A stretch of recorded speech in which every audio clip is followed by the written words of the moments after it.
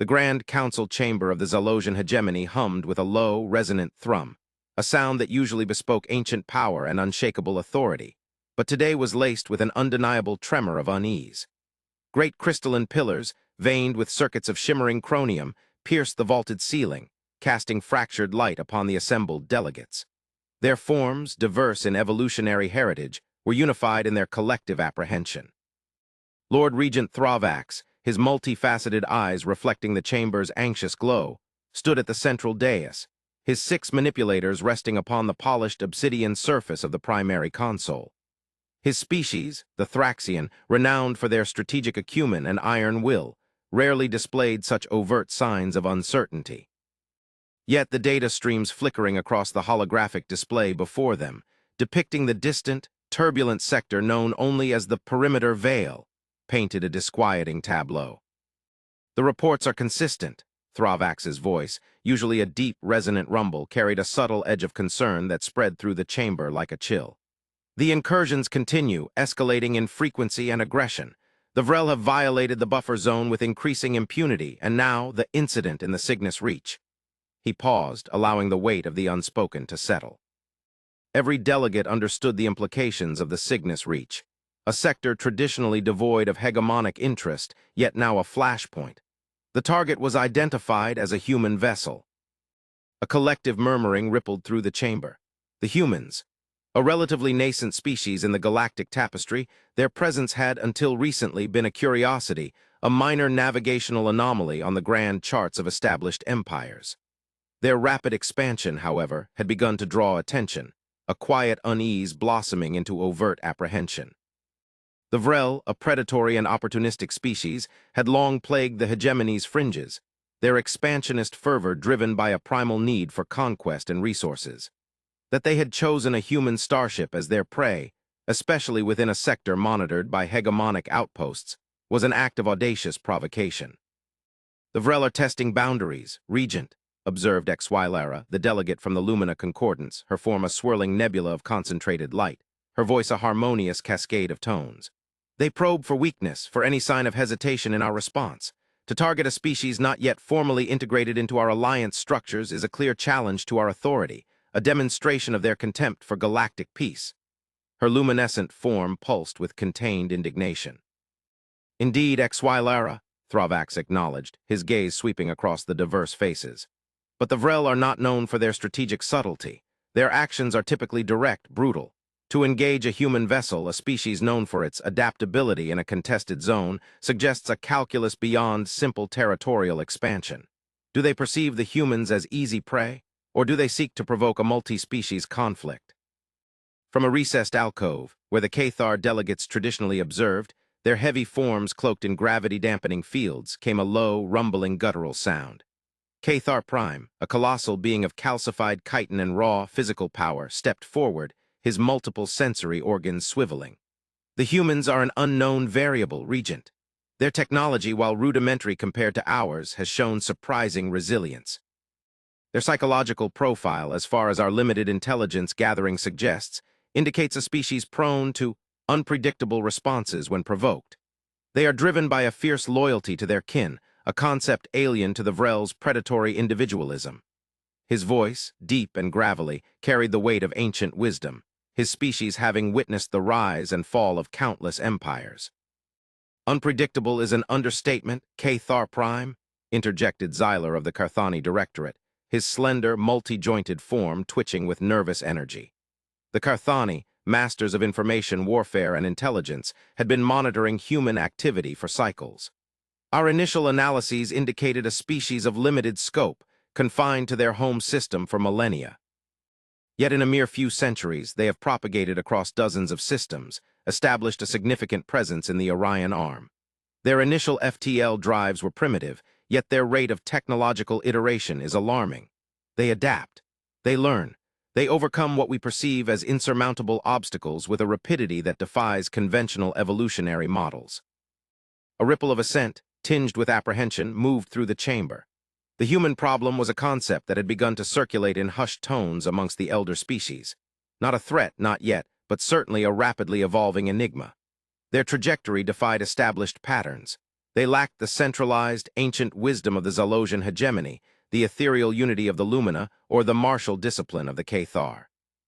They were a chaotic force, seemingly driven by an inexplicable blend of curiosity, resilience, and a peculiar, often disconcerting optimism. The Vrel have launched a full offensive, Thravax continued, activating a new holographic projection. The image resolved into a detailed tactical display of the Cygnus Reach. Several Vrel vessels, recognizable by their angular, aggressive silhouettes, were closing in on a single, isolated human signature. The Vrel ships, though not part of their capital fleet, were formidable, designed for swift, brutal engagements. Our long-range sensors indicate a cruiser-class vessel. The humans call it the Vanguard. The name itself, a declaration of intent, resonated with a subtle power. A single cruiser against a Vrel strike force of that magnitude? Xyler's antennae twitched in disbelief. They are sending a lamb to the slaughter. This is not a probe, it is an annihilation. Perhaps, Thravax conceded, his gaze fixed on the tactical display. Yet the Vrel, for all their aggression, are not reckless. To commit such resources to a single, unprovoked attack on a non-aligned species, there must be a perceived advantage, a calculation of profit that outweighs the potential for hegemonic intervention. He paused, his gaze narrowing. Unless they want us to intervene, to draw us into a conflict, to expose our own weaknesses. The chamber fell silent, the implications chilling. The Vrel were indeed cunning. A conflict with the hegemony would drain resources, destabilize the region, and potentially allow other opportunistic species to exploit the ensuing chaos. And if the humans were simply a pawn in this larger game, an expendable casualty. Our protocols dictate non-interference in conflicts between non-aligned species, Regent, stated a delegate from the Seraphic Union, their multi-limbed form hovering above the floor, their voice a resonant chime. However, this attack occurs within the broader sphere of hegemonic influence, threatening the stability we uphold. To allow the Vrel to act with such impunity could be interpreted as weakness, emboldening them further. Thravax nodded slowly. Precisely. The ethical dilemma is clear. To stand by and watch a potential atrocity unfold, even against a species not formally under our protection, risks undermining the very principles upon which the hegemony is founded. Yet, to intervene could ignite a wider conflagration. He pressed a sequence of commands on his console. Display the detailed intelligence on the human vessel, the Vanguard. The holographic projection shifted, revealing a detailed schematic of the human cruiser. It was blocky, utilitarian, lacking the elegant curves of Zalosian designs or the ethereal grace of Lumina ships. Its armor plating appeared thick, unrefined, yet robust. Its weapon systems, identified by Carthani analysts, were crude by hegemonic standards, projectile-based kinetic cannons, energy conduits that seemed inefficient, and a shield array that appeared, on paper, to be marginally effective. It was a battleship, not a cruiser designed for diplomacy or exploration. It was built for one purpose, to endure. They prioritize survival, Regent, Xyler commented, a note of grudging respect in his voice. Their ships are built like fortresses, not sleek instruments of war. Their philosophy seems to be, endure the initial assault, then counterattack with overwhelming force. But the Vrel strike force is formidable, Cathar Prime rumbled. Their plasma lances can pierce most conventional shielding. Their focused energy projectors can disarm and disable. A single human cruiser, however resilient, cannot withstand a sustained assault from such a coordinated force. And yet, Thravax countered, his multifaceted eyes fixed on a specific data readout. The Vrel are closing with an unusual caution. Their typical strategy is a swift, overwhelming assault. Here they are maintaining range, executing elaborate flanking maneuvers, almost as if they anticipate a response. The tension in the chamber became palpable, a heavy weight that pressed down on every delegate. The Vrel were not known for caution against a perceived weaker opponent. This suggested a variable, an unknown factor within the human vessel itself. Regent, Xyler interjected, his voice suddenly sharper, our long-range sensor drones in the Cygnus Reach are reporting an unprecedented energy signature spike emanating from the Vanguard. It's unlike anything we've cataloged, a fluctuating, highly localized field of immense power. The holographic schematic of the Vanguard pulsed, highlighting a central core. The energy signature was indeed anomalous, a chaotic vortex of readings that defied immediate categorization. It was not a weapon discharge, not a shield generator overload, nor a conventional FTL drive spooling up. It was something else entirely. "The Vrel are reacting," Xylara observed, her luminous form dimming slightly, indicating heightened concentration. "Their formations are tightening. They are preparing for a direct engagement, abandoning their flanking tactics." The simulated battle unfolded on the projection. The Vrel ships, now arrayed in a predatory crescent, surged forward, their weapon ports glowing with malevolent intent. Plasma lances erupted, streaking across the void towards the lone human vessel. "This is it," Cathar Prime rumbled, a deep, resonant sound. "The moment of truth." The Vrel assault was devastating. Energy bolts, kinetic projectiles, and disruptor pulses hammered against the Vanguard's shields. The holographic display showed the shield integrity dropping precipitously. Alarms blared through the simulated battle, signifying critical breaches. The human vessel was taking heavy damage. "They thought attacking a human starship was simple," Thravax murmured, his voice laced with a grim reflection. "They cornered it." Just as the Vanguard's shields flickered and collapsed under the sustained bombardment, revealing the scarred hull beneath, something extraordinary happened. The anomalous energy signature peaked, not outward, but inward towards the human vessel's core. Then, with a sudden, violent burst, the Vanguard seemingly disappeared. The Xylosian Council chamber erupted in a cacophony of gasps and startled exclamations. The Vrel ships, caught off guard, overshot their target, their weapons firing into empty space. Confusion rippled through their formation. "What in the great void was that?" Xyler stammered, his antennae twitching wildly. "A localized warp jump, a cloaking field of unprecedented power. Our sensors show absolutely nothing." "No," Thravax stated, his voice now imbued with a newfound, almost awestruck authority. He zoomed in on the last recorded coordinates of the Vanguard. "Observe the residual energy imprint. It is not a void jump. It is not a cloaking field. The ship did not disappear. It compressed." The holographic display showed a faint, shimmering distortion at the Vanguard's last known position, a ripple in the fabric of space-time itself. The Vrel ships, though still disoriented, began to cautiously circle the area, their targeting systems sweeping the void. Then the ripple expanded, not slowly, not gracefully, but with a sudden, violent convulsion. The very fabric of space seemed to tear, and the Vanguard reappeared, not in its original position, but several hundred kilometers away, directly amidst the Vrel formation. It was not merely a displacement. It was an aggressive, instantaneous repositioning. But it was not the same Vanguard. Its hull, previously scarred and battered, now pulsed with an internal azure glow. Its weapon ports, previously conventional, now crackled with an intensity that radiated an almost primal energy. The ship's silhouette seemed subtly altered, more angular, more predatory. It was as if the vessel had shed its skin, revealing a far more potent, dangerous form beneath. The anomalous energy signature now radiated outwards, cloaking the vessel in a shimmering aura that seemed to distort light itself. "It changed," Cathar Prime rumbled, his voice filled with a profound astonishment. "It adapted. It evolved in real time." "The energy signature, it's a localized dimension shift, integrated with a matter reconfiguration matrix," Xyler whispered, his voice hushed with disbelief as he frantically analyzed the incoming data. "They folded their own localized space. They didn't just jump, they repositioned through a momentary tear in reality, and in that instant they activated a dormant, advanced state of their own design."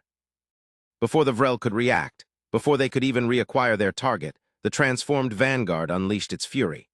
Its kinetic cannons, no longer firing simple projectiles, now launched bolts of condensed dark matter, tearing through Vrel shields as if they were made of paper. Its energy conduits pulsed with an incandescent white light, firing coherent beams of pure, focused energy that melted through Vrel hulls. The previously inefficient shield array now flared with a blinding intensity, deflecting incoming fire with casual ease. The Vrel strike force, previously confident and aggressive, was now in utter disarray. Ships exploded, crippled, or spun helplessly into the void. The battle, which moments ago seemed like a massacre of the humans, had turned into a brutal, one-sided slaughter orchestrated by the very prey they had sought to corner. The Vanguard, now a beast unleashed, moved with an almost surgical precision, its new capabilities overwhelming the Vrel's conventional defenses. "It fought back," Thravax finished his earlier sentence, his voice now a reverent whisper, like a beast. Silence descended upon the Xylosian Council chamber, a silence born not of confusion, but of profound revelation and dawning fear. The humans, previously dismissed as unsophisticated, erratic, had just displayed a level of technological advancement and tactical ingenuity that shocked the assembled delegates to their core. This was not merely an advanced weapon, it was a fundamental shift in understanding. They held back, Lara articulated, her voice shimmering with a newfound understanding. They deliberately presented a lower level of technological capability, a facade. Why? To avoid drawing unwanted attention, to foster a sense of underestimation. Their resilience was a test, Cathar Prime concluded, his voice rumbling with a chilling clarity. A deliberate bait. They allowed themselves to be cornered, to suffer, to appear vulnerable. And when the aggressor committed, when they revealed their true intent, the humans unveiled their true nature. This is not merely a defensive measure, Xyler added, his analysis systems whirring, trying to parse the overwhelming data. This is a statement, a demonstration, a warning. The Vrel will be utterly annihilated, their attack force decimated. The message will be undeniable. And indeed, the holographic projection showed the final, brutal moments of the Vrel's strike force. The Vanguard, having made its point, ceased fire. The remaining Vrel vessels, crippled and shattered, drifted aimlessly. There were no survivors to report back. The silence of the void reclaimed the battleground. The Vanguard, still radiating its azure glow, remained in its transformed state for a long moment, a silent, powerful sentinel. Then, with a subtle shimmer, it reverted to its original utilitarian form, the anomalous energy signature receding to a faint hum. The scarred hull reappeared, giving no outward indication of the immense power it had just unleashed. It was as if the beast had retreated back into its cage, leaving only the wreckage as proof of its existence. Thravax finally broke the silence in the chamber, his voice now resolute, devoid of any prior apprehension, though still heavy with the weight of revelation. Contact the human vessel Vanguard, initiate diplomatic protocols, send a hegemonic envoy accompanied by a Lumina emissary and a Cathar observer. This is no longer a question of intervention, but of establishing communication. We have fundamentally misunderstood the humans. The delegates shifted, their minds racing to process the implications. The galactic tapestry had just gained a new, immensely powerful and utterly unpredictable thread. The humans, they were not merely a developing species, they were a sleeping leviathan capable of unimaginable feats when roused. The future of the galaxy, it seemed, had just become significantly more complex. The journey to the Cygnus Reach was undertaken with a profound sense of urgency and unease. The hegemony's diplomatic vessel, the stellar envoy, a gleaming testament to Xylosian architectural grace, sliced through the void, accompanied by two smaller escorts. A Lumina scout ship, its form a shimmering ethereal presence, and a Cathar heavy cruiser, a blunt instrument of undeniable power, yet now imbued with an air of solemn curiosity. Aboard the stellar envoy, Lord Regent Thravax himself oversaw the mission, accompanied by Lara of the Lumina Concordance and Cathar Prime. The diplomatic team was carefully selected to represent the breadth of hegemonic wisdom and power. The silence within the stellar envoy's observation lounge was thick, broken only by the rhythmic thrum of the warp drive. The vast, stardusted panorama outside offered little comfort. The void was now a canvas for profound reevaluation. Our initial intelligence assessments were catastrophically flawed, Lara murmured, her luminous form reflecting the distant stars. We focused on their visible technologies, their social structures, their apparent limitations. We failed to account for their capacity for deception, their strategic patience, their ability to conceal their true capabilities. Cathar Prime rumbled in agreement, his massive form filling a substantial portion of the lounge. It is a tactic common among apex predators, though rarely seen in evolving sentience. To feign weakness, to lure the unwary, then to unleash overwhelming force. It speaks of a deep-seated understanding of conflict, a primal cunning honed over millennia, yet expressed through advanced technological means. But why such a facade? Thravax mused, his multifaceted eyes fixed on the distant coordinates of the Vanguard. To avoid galactic conflict, to allow for unimpeded development, or something more profound, something we cannot yet comprehend. Their psychology is complex, Lara replied, her voice tinged with a philosophical introspection. Our psychometric analyses indicate a species capable of immense empathy and profound cruelty. They are driven by both logic and emotion, often in chaotic interplay. This duality makes them inherently unpredictable to species that rely on more singular, coherent motivations. Their history, as far as we have gleaned it, is saturated with internal conflict. Cathar Prime added. Wars upon their own kind, driven by ideology, resources, or simple tribalism. Perhaps this has forged in them a deep-seated caution, a desire to avoid external entanglements until they are absolutely prepared. The stellar envoy finally arrived at the coordinates. The wreckage of the Vrel strike force was still scattered across the void, a grim testament to the Vanguard's devastating power. The human vessel itself, the Vanguard, drifted silently amidst the debris, its utilitarian hull bearing no outward scars, no hint of the monstrous power it had unleashed. It appeared exactly as it had before the attack, a deceptively simple, blocky cruiser. "Hail them," Thravax commanded, his voice firm, carrying the full weight of Zalosian diplomatic gravitas. "Use standard hegemonic first contact protocols, but with an added note of respect. Acknowledge their resilience." A moment of tense silence passed as the stellar envoy's communication systems powered up. The response was almost immediate. A clear, crisp voice, speaking in flawless galactic standard, resonated through the bridge. "This is Human Vessel Vanguard, Captain Anya Sharma commanding. We read you, Zylosian Hegemony Stellar Envoy. Your presence in this sector, particularly after the recent engagement, is noted. We await your intentions." The voice was calm, professional, utterly devoid of triumph or aggression. It was the voice of someone who had simply done their duty, a quiet statement of fact. This emotional neutrality, after such a display of devastating power, was perhaps the most unsettling aspect of all. "Captain Sharma," Thravax responded, his voice modulated to convey both authority and respect. "I am Lord Regent Thravax of the Zalosian Hegemony. With me are Exwilara, emissary of the Lumina Concordance, and Cathar Prime, observer for the Cathar Dominion. We witnessed the recent engagement. Our purpose here is to establish formal diplomatic relations and to seek clarification regarding the extraordinary events that transpired." A brief pause from the Vanguard. Then Captain Sharma's voice returned, still calm, but with a subtle inflection that hinted at an unspoken understanding. "Lord Regent, emissary, observer, we welcome formal contact. Regarding the engagement, the Vanguard responded to an unprovoked act of aggression. Our protocols dictate a graduated response to perceived threats, escalating only as necessary to neutralize the aggressor and ensure the continued safety of our personnel and assets."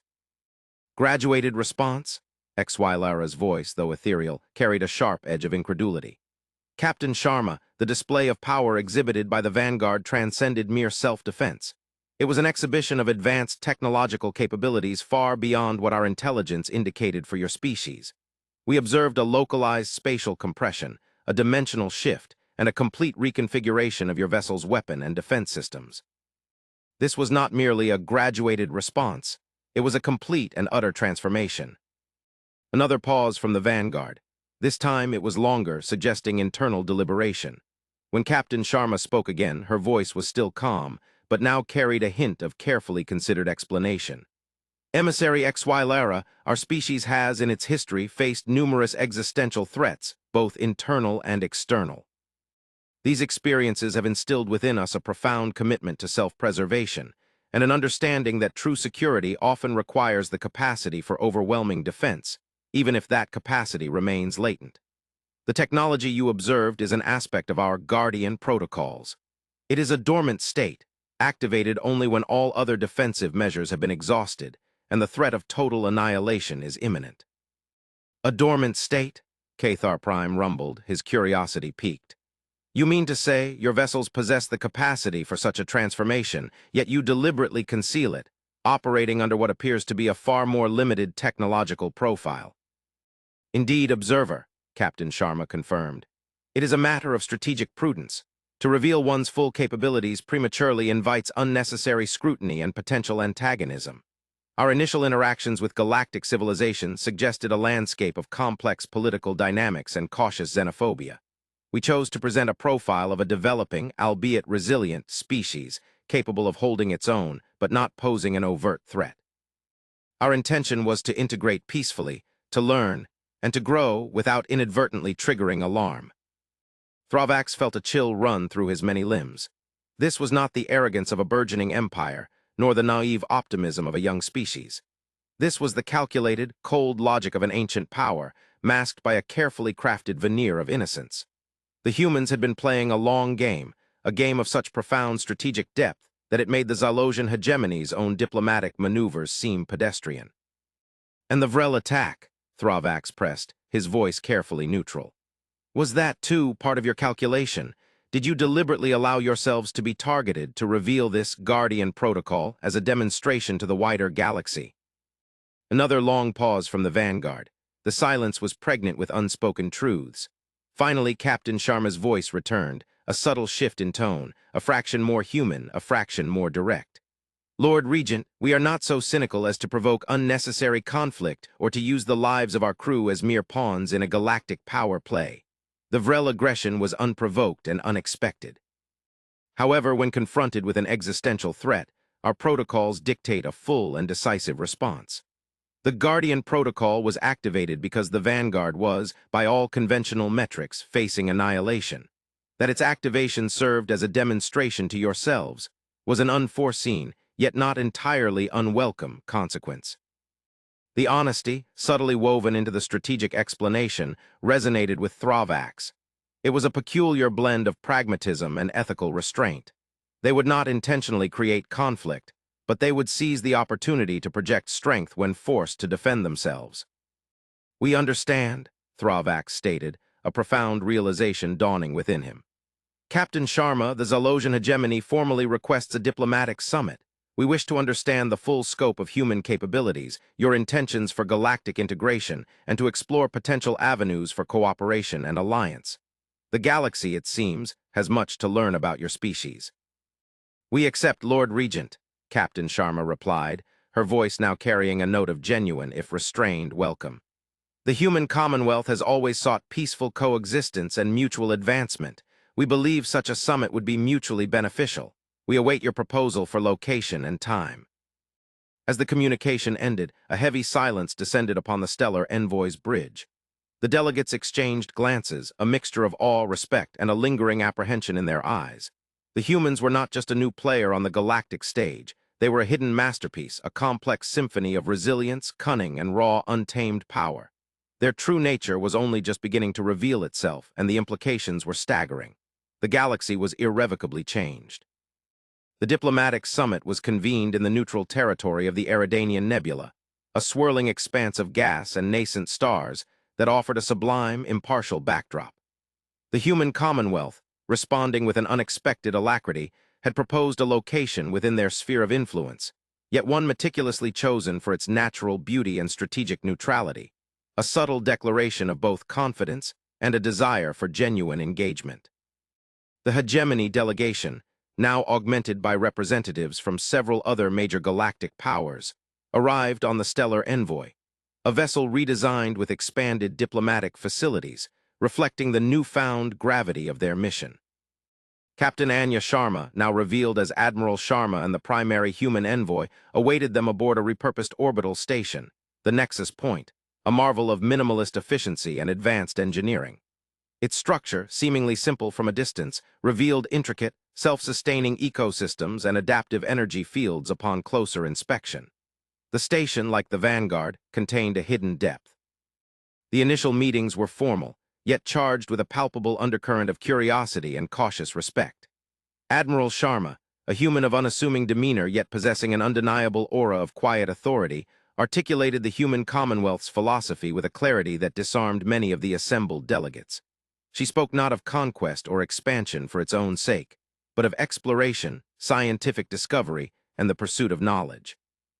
Our species has always been driven by an insatiable curiosity, Admiral Sharma explained, her voice calm and measured, addressing the combined delegation in the Nexus Point's main conference chamber. The chamber itself was designed with sweeping views of the Eridanian Nebula, a constant reminder of the vastness of the cosmos they sought to understand. From our earliest days, we looked to the stars, not with an intent to dominate, but to comprehend.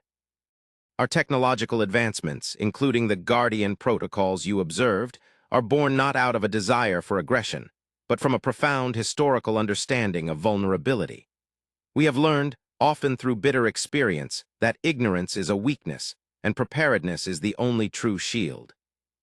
Xylara, ever-perceptive, probed deeper. Admiral, your Guardian protocols represent a fundamental leap in understanding matter and energy manipulation, spatial displacement, and weaponized technology. To develop such capabilities while maintaining a profile of relative technological infancy required an astonishing level of concerted effort and secrecy. Why risk such an elaborate deception? The potential for misunderstanding, for inadvertently triggering conflict, was immense. Admiral Sharma's gaze swept across the delegates, acknowledging their implicit criticism. Emissary Exwilara, the concept of first contact is fraught with peril. History, both ours and that which we have observed from nascent galactic civilizations, demonstrates a pattern. Initial contact is often met with fear, suspicion, or even outright aggression. Species are quick to judge based on superficial observations, to assume malicious intent where there is only difference. We chose a path of cautious observation to allow established galactic powers to reveal their nature, their ethical frameworks, and their capacity for tolerance before revealing the full spectrum of our own. It was a strategy of self-preservation, not deception for its own sake. Cathar Prime, his massive form exuding a contemplative air, rumbled. The wisdom of the ancients often warns against revealing too much too soon. Your approach, though unprecedented in its scale, mirrors a primal instinct for survival. But how did you maintain such a unified front, Admiral? To keep such advanced technologies secret across a rapidly expanding civilization? It suggests a level of internal cohesion and strategic discipline that few species, even the most ancient, possess. Our society, while diverse, is united by core tenets, Admiral Sharma replied, a hint of pride in her voice. We believe in the collective good, in the pursuit of knowledge for all, and in the fundamental right to self-determination. The Guardian protocols were developed under the strictest classifications, entrusted to a specialized branch of our defense infrastructure, and understood by the broader public as a necessary, yet unseen, safeguard. The rationale was simple: to ensure the survival and continued peaceful development of the human commonwealth, whatever external challenges might arise. It was a shared burden, a collective secret, understood as vital for our future. Lord Regent Thravax, who had largely observed the initial exchanges, now spoke, his voice carrying the full weight of hegemonic authority. Admiral Sharma, the Zalosian hegemony values transparency and collaboration. While we comprehend your rationale for such caution, the current reality demands a more open approach. The Vrel, though chastened, remain a threat. Other aggressive species exist beyond our current spheres of influence. Your demonstrated capabilities suggest a potential ally of immense power, but also a formidable unknown. We require a deeper understanding of your true intentions, your philosophical underpinnings, and the scope of your technological prowess if we are to forge a truly meaningful alliance. Admiral Sharma inclined her head slightly, acknowledging the validity of his demand. Lord Regent, we concur. The time for guarded revelation has passed. We seek not to dominate, but to contribute. We envision a future of mutual growth, shared scientific endeavors, and collective defense against genuine threats. As a gesture of good faith and to address your concerns regarding our technological capabilities, we offer a demonstration, not of destruction but of construction. The offer was met with a mixture of surprise and intrigue. A demonstration of construction, this was an unexpected turn. What kind of construction, Admiral? Thravax inquired, his multifaceted eyes narrowing in anticipation. Admiral Sharma smiled, a faint, almost imperceptible curve of her lips that carried an immense weight of implication. A solution. The Eridanian Nebula, beautiful as it is, contains a significant concentration of unstable stellar nurseries. These nascent stars, while magnificent, pose a long-term navigational hazard and a potential threat to regional stability. Our sensors indicate several protostars are nearing critical mass, threatening to destabilize the entire region within a few thousand cycles. We propose to accelerate their maturation, safely and efficiently, into stable, main-sequence stars, thereby transforming a hazardous region into a zone of immense potential for resource extraction and future settlement. A collective gasp swept through the chamber. To accelerate the maturation of protostars, to stabilize entire stellar nurseries, this was a feat of cosmic engineering that bordered on the mythological. Even the most advanced species of the hegemony possessed technologies capable of altering planetary orbits or terraforming worlds, but to manipulate the very birth of stars, it was beyond their comprehension. Admiral, this is a colossal undertaking, Exwilara breathed, her luminous form pulsing with an ethereal awe. The energy requirements, the precision, the understanding of fundamental cosmic forces, it borders on the impossible. Impossible is merely a term for challenges not yet overcome, emissary, Admiral Sharma stated, her voice unwavering. Our species has a long history of pursuing what others deemed impossible. We believe this demonstration will not only showcase our capabilities, but also offer a tangible benefit to the entire galactic community, transforming a region of potential instability into a resource-rich, stable frontier. Cathar Prime rumbled, a sound that conveyed a mixture of disbelief and profound respect. To reshape the very stars, the implications of such a technology are staggering, Admiral. It places your species on a tier of power previously reserved for the most ancient, most advanced civilizations, perhaps even beyond. The summit moved from the elegant conference chamber to the Nexus Point's primary observation deck, a vast, panoramic window offering an unobstructed view of the Eridanian Nebula. Arrayed around the Nexus Point were several human vessels, utilitarian in design, yet radiating an undeniable sense of purpose. These were not warships, but colossal construction and terraforming platforms, their true capabilities only now beginning to reveal themselves. The process is delicate, yet efficient, Admiral Sharma explained, indicating a cluster of particularly unstable protostars on the main view screen. Our stellar forging technology utilizes localized quantum entanglement fields to manipulate the gravitational collapse and fusion ignition processes within the protostar's core. We essentially provide a controlled, accelerated pathway for stellar evolution, bypassing millennia of natural processes. The human vessels, moving with a silent, almost balletic precision, position themselves around the designated protostars. Then, from their colossal forms, beams of shimmering, iridescent energy lanced out, not destructive, but subtly manipulative. The beams connected with the swirling gas clouds of the protostars, appearing to gently compress and shape them. The delegates watched in stunned silence. On the main view screen, the chaotic turbulence within the protostars began to stabilize. The nebulous gas clouds, previously diffuse and unstructured, slowly began to condense, their gravitational fields intensifying with astonishing rapidity. The temperature readings within their cores soared, precisely controlled. Then, with a silent, majestic burst, the first protostar ignited. Not a violent, uncontrolled nova, but a serene, sustained ignition, blossoming into a perfectly formed main-sequence star. Its light, previously a dull, reddish glow, now shone with the brilliant, steady radiance of a youthful sun. The surrounding nebula, previously illuminated by the chaotic energies of unstable stellar nurseries, now basked in the steady glow of a newly born, stable star. One by one, the human vessels repeated the process.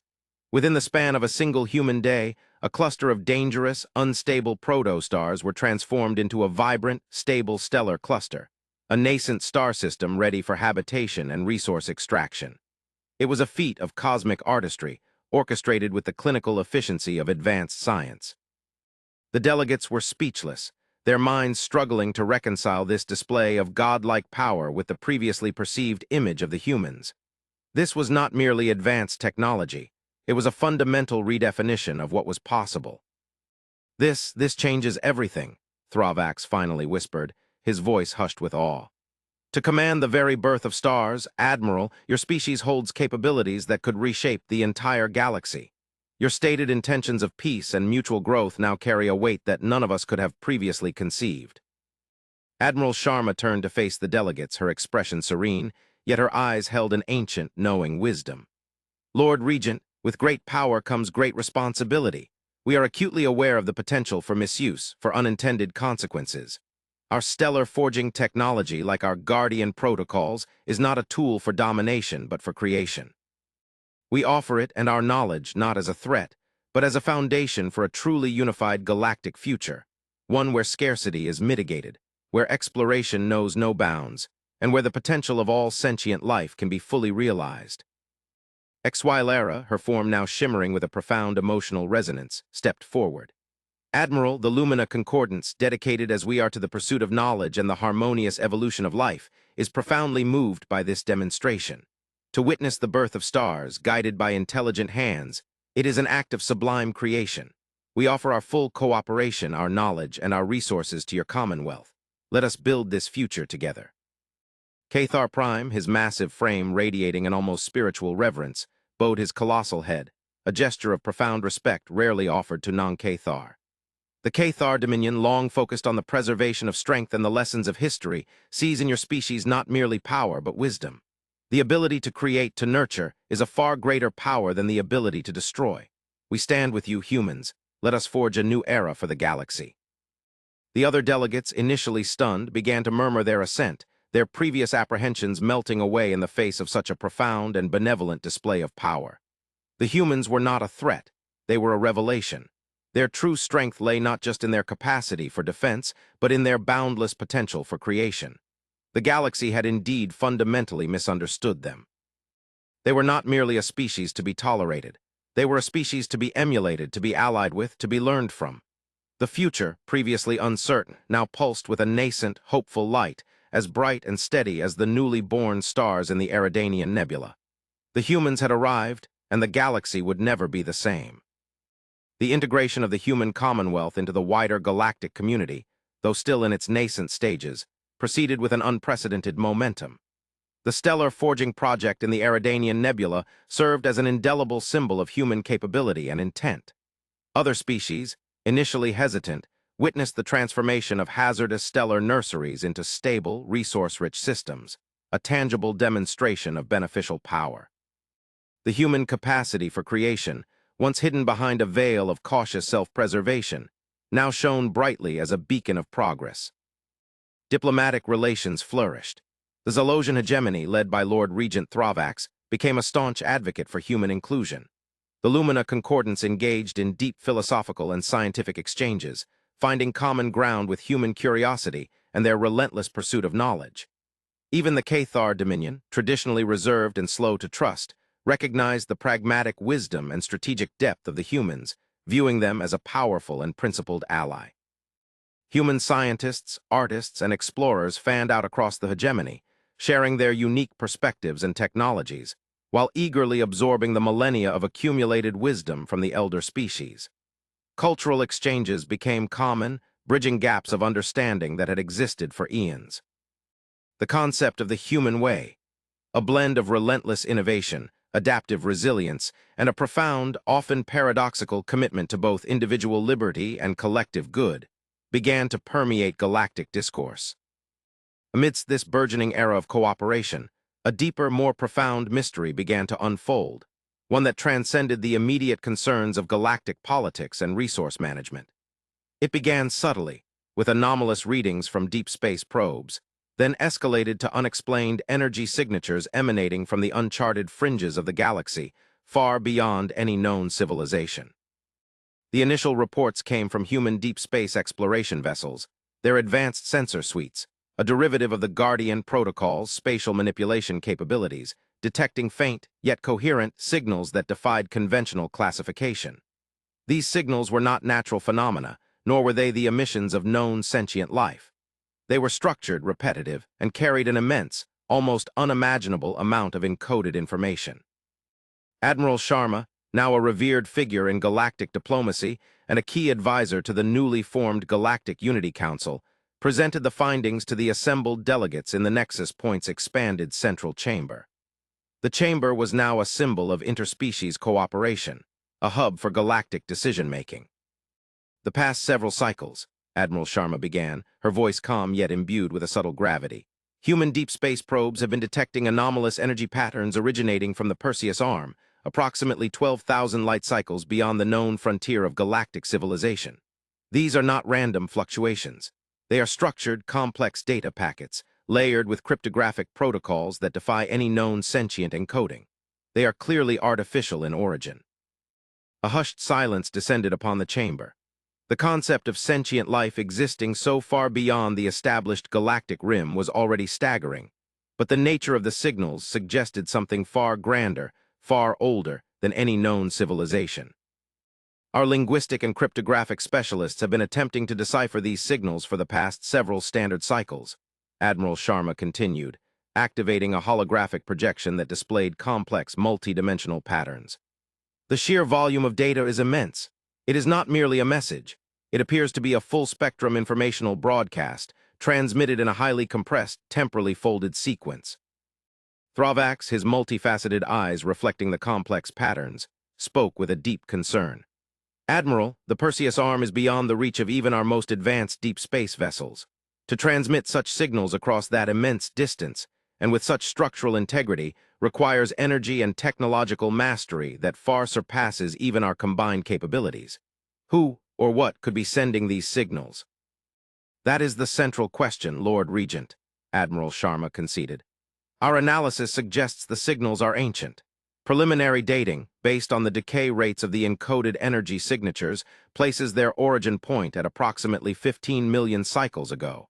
They predate the emergence of almost all known sentient life in this galaxy. A ripple of profound awe and trepidation moved through the chamber. 15 million cycles. The mind struggled to grasp such a timescale. Pre-galactic civilization, Lara whispered, her luminous form dimming slightly, indicating a profound intellectual and emotional shock. A species that existed before our species even began its evolutionary journey. The implications are staggering. Indeed, emissary, Admiral Sharma affirmed. But the most disturbing aspect of these signals is not merely their age or their complexity. It is their content. Our specialists, utilizing advanced human and Zalosian quantum processing arrays, have managed to partially decode a fraction of the data, and what we have found is deeply unsettling. She paused, allowing the weight of her words to settle. The tension in the chamber became almost unbearable. The signals contain vast amounts of astronomical data, star charts, and geological surveys of systems far beyond our comprehension, Admiral Sharma revealed. But they also contain warnings of a pervasive existential threat, a force described as a void parasite or the devouring silence, an entity or phenomenon that consumes entire star systems, extinguishing life and rendering space utterly inert. It is depicted not as a conventional military force, but as an ecological cataclysm, a disease of the cosmos. Cathar Prime rumbled, a deep guttural sound that conveyed a primal fear. An ecological cataclysm that consumes stars? This is beyond any known threat, Admiral. Our histories speak of ancient wars, of devastating weapons, but never of such a fundamental violation of cosmic order. The signals indicate that this void parasite is not confined to the Perseus arm, Admiral Sharma continued, her voice unwavering despite the chilling implications. The ancient civilization that sent these warnings attempted to quarantine it, to contain its spread within specific sectors. They deployed advanced megastructures, immense stellar-scale constructs, to isolate affected regions, but the signals suggest they failed. The parasite adapted, evolved, and eventually consumed their civilization entirely. These signals are their dying lament, a desperate warning transmitted across the void before their final extinction. The revelation struck the delegates with the force of a supernova. A civilization of unimaginable antiquity and power, annihilated by an unseen cosmic horror, leaving only a cryptic ancient warning. And now that warning had reached them, crossing the vast emptiness of intergalactic space. And the megastructures? Thravax pressed, his voice tight with alarm. Are they still out there? Do they offer any defense? Admiral Sharma activated another holographic display. The image resolved into faint but undeniable traces of colossal structures, ancient and broken, scattered across the distant Perseus arm. Our sensors have detected residual energy signatures and gravimetric distortions consistent with the descriptions in the ancient signals. These megastructures are indeed real. They appear to be massive Dyson spheres, partially collapsed or damaged, surrounding entire star systems. They are the remnants of a galactic quarantine zone, a desperate attempt to contain the devouring silence. A Dyson sphere surrounding a star system, Lara whispered, her form now flickering with alarm.